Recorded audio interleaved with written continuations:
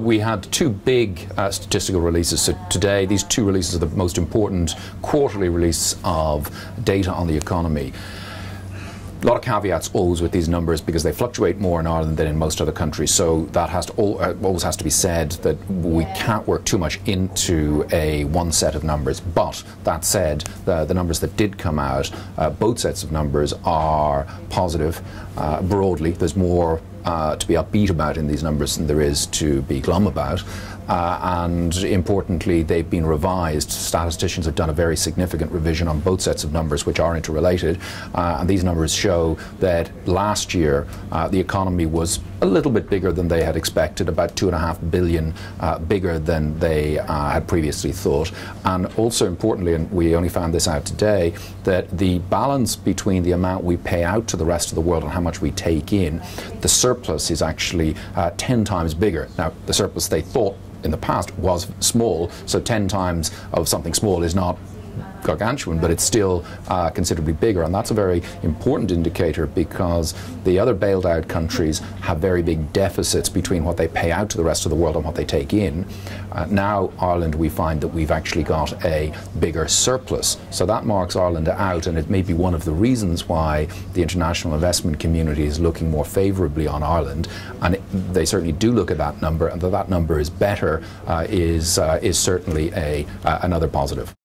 Well, as has very much been the case over a long period of time, our exports of goods and services are both quite strong. There may have been some weakening on the services side in the first quarter of this year, but the goods, those tangible things that companies make, have continued to grow, and overall both types of exports have been relatively strong over a period of time and have continued to grow. And in fact, these revisions that we've seen have shown that in fact exports were stronger than previously anticipated. So the export side of the economy, as has long been the case, has been healthier than the domestic side of the economy. One of the more positive developments about the first 3 months of the year, which is the first quarter that the first time we've got a quarterly figure for 2012, showed that the domestic economy, that's excluding the exports and imports side, that the domestic economy grew for the first time in a full 2 years. Now again, you know, it's important to put a caveat on that. That does not mean that the recession is over, but you know, when you have something that's positive, it's better to have something that's positive than negative. So it doesn't mean the end, this is the end, but to have a growth in the domestic economy for the first time in 2 years can only help.